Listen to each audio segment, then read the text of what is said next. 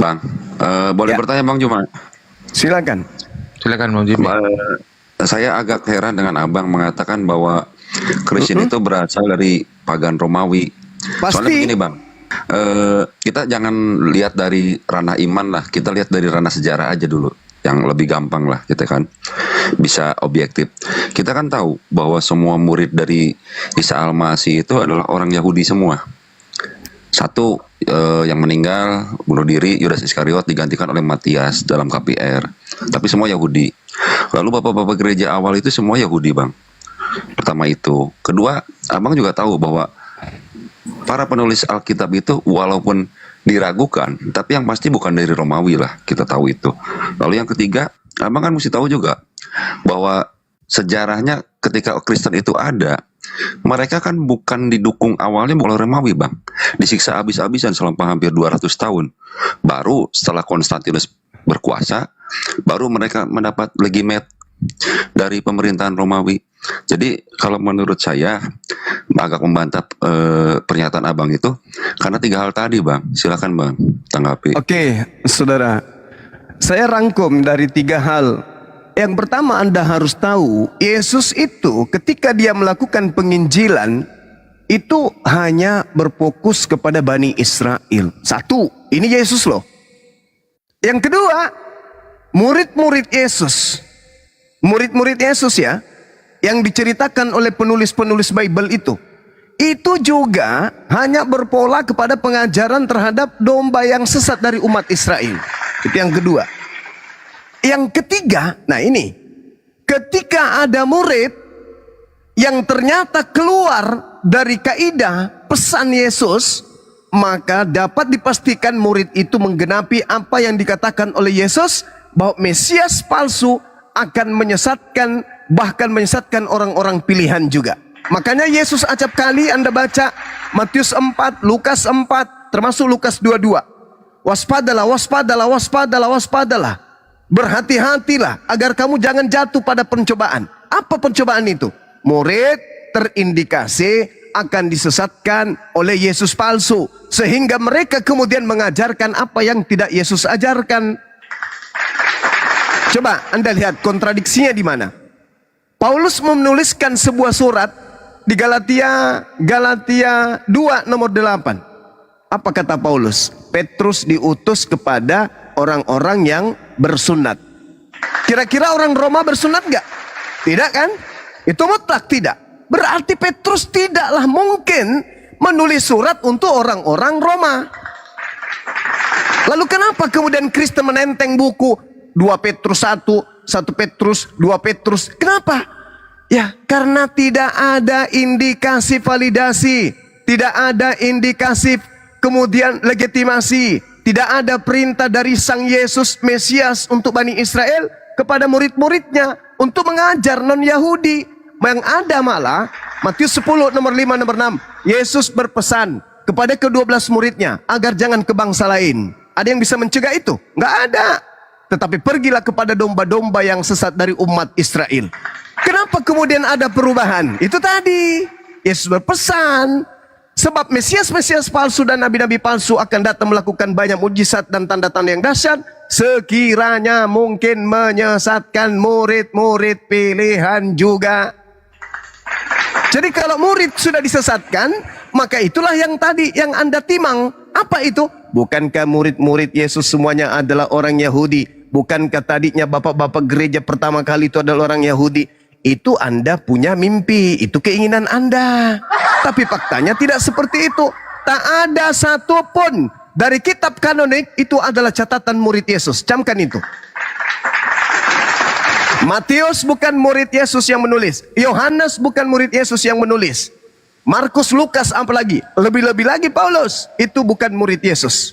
Sedangkan agama saudara berdiri dari lingkaran buku-buku tadi. Bukan daripada pengajaran Yesusnya. Apa implementasi dari pernyataan saya? Bukti akuratnya berdasarkan Bible. Yohanes 17:8, kata Yesus, segala firman yang engkau berikan kepada aku telah aku sampaikan kepada mereka. Mereka sama dengan Yahudi. Mereka telah menerimanya dan mereka percaya bahwa engkaulah yang telah mengutus aku. Berarti seluruh firman yang Yesus terima dan Yesus sampaikan kepada murid-muridnya yang 12, menghantarkan muridnya percaya kalau Yesus hanya nabi, Yesus hanya rasul utusan Tuhan. Titik. Kenapa sekarang berubah menjadi Tuhan? Karena itu tidak berasal dari murid-murid Yesus. Kalaupun dipaksakan itu berasal dari murid Yesus, berarti sang murid telah menggenapi, mereka disesatkan oleh Mesias palsu. Gitu Bang, silakan. Bagus sekali Bang Juma. Saya juga agak setuju, tapi dalam beberapa hal saya tidak setuju. Cuman kenapa Abang menyangka bahwa Yesus itu datang khusus untuk Bani Israel? Oh ya, Dalilnya memang apa, Bang? itu fakta. Yesus sendiri mengatakan di Matius 15 nomor 24, 25, 26. Aku diutus hanya kepada domba yang sesat dari umat Israel. Aku berdoa bukan untuk dunia, aku berdoa hanya untuk Bani Israel. Jelas itu. Bahkan Lukas mencatat dalam Lukas 1 nomor 33, Yesus ini adalah seorang raja yang ditentukan untuk selama-lamanya menjadi raja bagi Bani Yakub. Bahkan orang yang bertemu langsung dengan Yesus, Matius 15, bertemu langsung nih. Bukan kita yang hidup belakangan, bertemu langsung. Ngemis kepada Yesus, bersungut bahkan bersujud menghimpun kepada Yesus. Beliau kemudian meminta kepada Yesus agar anaknya disembuhkan. Apa kata Yesus? Usir dia, karena dia dari tadi teriak-teriak mengikuti kita. Apa kata Yesus? Aku diutus hanya kepada domba yang sesat dari umat Israel. Tidak pantas roti yang disediakan untuk anak-anak diberikan kepada anjing. Apa kata wanita Samaria itu? Betul Tuan, tapi bukankah anjing makan sampah atau remah-remah yang jatuh dari meja tuannya? Apa kata Yesus? Besar imanmu ibu. Nah, ayo, besar imanmu. Ya, Besar betul, imanmu. betul. Berarti Yesus mengiyakan kalau wanita itu gogok. Dan wanita itu mengaminkan kalau memang dia gogok. Maka Yesus mengatakan, oh keren ibu ini, besar imanmu. Jadilah anakmu sembuh. Sembuh anaknya. Jadi enggak domba wanita itu? Enggak. Tetap aja dia adalah gogok. Itu fakta itu real. Itu real. Karena yang disebut domba hanya Bani Yakub. Yeremia 50 nomor 17. Yang disebut domba adalah Bani Yakub. Yang bukan domba, mengaku domba, 1, serigala. 2, jemaat iblis. Wahyu 3 nomor 9.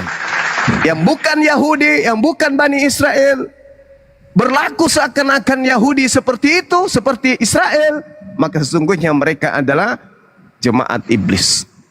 Tapi Itu fakta. maaf Bang, potong boleh Bang? Silakan. Aku membantah Abang, tapi Abang juga harus melihat di Yohanes 10 ayat 16 Bang. Oke, Yohanes 10 nomor 16. Apa kata Yesus? Masih ada lagi dombaku di luar aule. Apa aule? Kandang. Apa itu kandang? Di pelataran Yerusalem. Siapa dombaku itu? Bani Yakub yang sudah diceritakan di dalam Yehezkiel 5 nomor 12. Sepertiga dari Bani Yakub aku bunuh, sepertiga dari mereka mati dibunuh oleh pedang, sepertiga daripadanya aku hembuskan kepada seluruh mata angin. Inilah yang dimaksud Yesus, domba-domba di luar aule. Aule itu pelataran atau halaman Yerusalem, yaitu mereka orang-orang Israel yang sudah hidup di tengah-tengah bangsa asing. Itulah yang disebut domba lain di luar kandang ini. Intinya, domba adalah Bani Yakub. Bani Yakub ketika Yesus hadir di muka bumi, tidak hanya berkumpul dalam simpul kota Yerusalem, tapi ada di Amerika, ada di tanah lain, ada bahkan di Asia. Begitu. Mengalami diaspora. Berdasarkan Yehezkiel 5 nomor 12 tadi. Diusir. Itu jelas itu.